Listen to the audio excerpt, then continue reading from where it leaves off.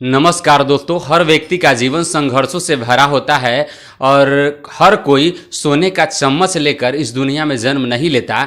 आपको बता दे कि जिन व्यक्ति का जीवन संघर्षों से भरा हो और वह उसमें विचलित नहीं होता है तो सफलता उसको ज़रूर मिलती है और वह जो है इतिहास में अपना नाम दर्ज कराने में सफल हो पाता है। दोस्तों, हम एक जिक्र कर रहे हैं डॉक्टर एपीजे अब्दुल कलाम जी के बारे में।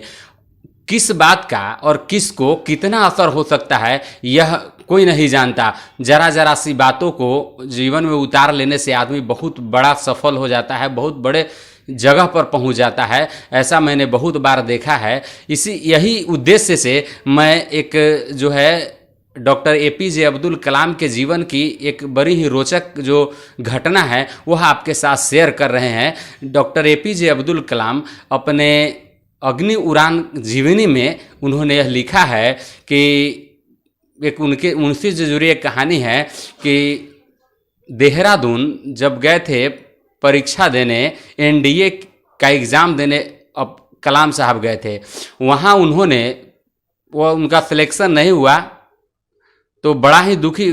जाहिर सी बात है कि किसी भी व्यक्ति का जब सिलेक्शन नहीं होता है किसी चीज़ में तो दुखी होता ही है। वही दुखी हो रहे थे और सोच रहे थे कि इतनी मेहनत करने के बावजूद हम सफल नहीं हो सके। हम क्या क्या उम्मीद लगाए थे, क्या क्या सोचे थे, और इसी उद्विग्नता को से सोचते हुए वो, चूँकि शाम का समय हो चुका था, आज भी ऋषिकेश में एक जगह है शिवानंद आश्रम, उसके नज़दीक एक शिला है और उसी के नीचे से गंगा बहती है। उसी जगह की यह घटना है कि उसी जगह कलाम साहब शाम को समय टहल रहे थे और यही सोच रहे थे कि कुछ पैसे जो बहन के गहने को गिरवी रख के कुछ पैसे इकट्ठा करके मैं देहरादून आ तो गया था, लेकिन अब जाऊं कैसे, मेरे पास पैसे नहीं है और सिलेक्शन भी मेरा नहीं हो पाया।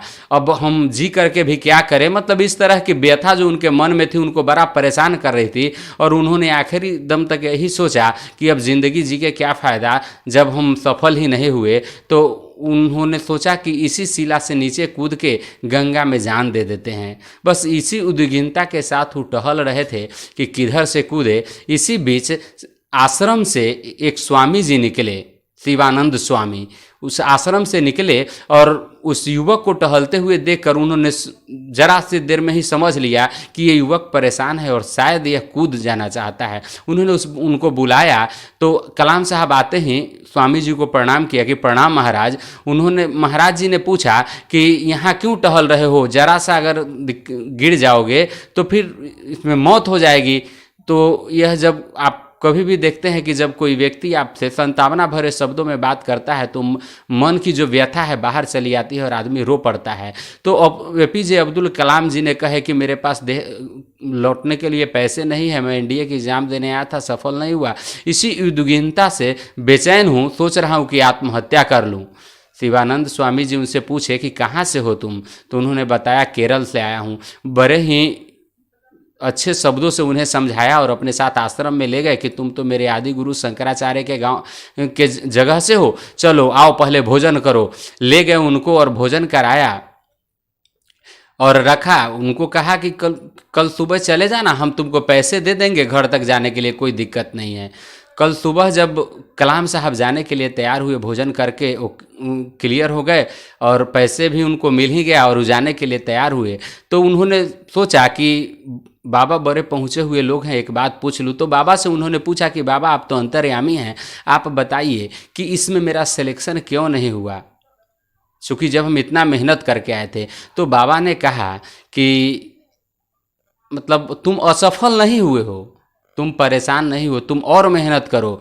ईश्वर चाहते हैं कि तुम इससे भी अच्छे जगह पर जाओ, इसलिए तुम्हारा यहाँ सिलेक्शन नहीं हुआ।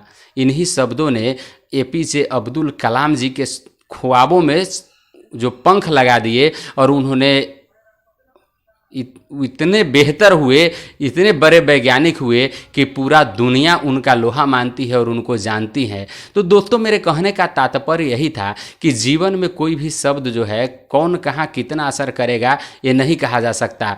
ये जीवन को कितना बदल सकता है। और यही कहना हम चाह रहे हैं कि कभी भी यह मत सोचना चाहिए कि हम असफल हो रहे हैं। किसी भी चीज़ के लिए आप तैयारी करते हैं तो उससे बहुत सारे जो गुण हैं वो आपको सीखते हैं, बहुत सारा ज्ञान आपको होता है। आप सफलता के कदम दर कदम बढ़ते ही रहते हैं, ऐसा नहीं है कि आप असफल हो जाते हैं। और यह भी सही बात है कि ईश्वर ने अगर ज़्यादा असफल हो तो दुखी नहीं हो, परेशान नहीं हो, एक बार फिर से बड़े अच्छे तरीके से तैयारी करके आगे बढ़े। हो सकता है ईश्वर ने आपको भी बहुत बेहतर जगह के लिए चुना हो, इसलिए थोड़ी देर हो रही है। किसी ने व्हाट्सएप या किसी ग्रुप में हमने देखा था कि बड़ा ही अच्छा शब्द लिखा था कि महल बनने में वक्त लगता है, घर थोड़े बनना है कि 2 दिन में बन जाएगा। तो फिर महल बनने में वक्त लगता है तो आपको भी वक्त लगेगा। बहुत अच्छे से तैयारी करिए, बहुत अच्छे से मेहनत करिए, प्रयास करिए, सफलता ज़रूर मिलेगी। धन्यवाद।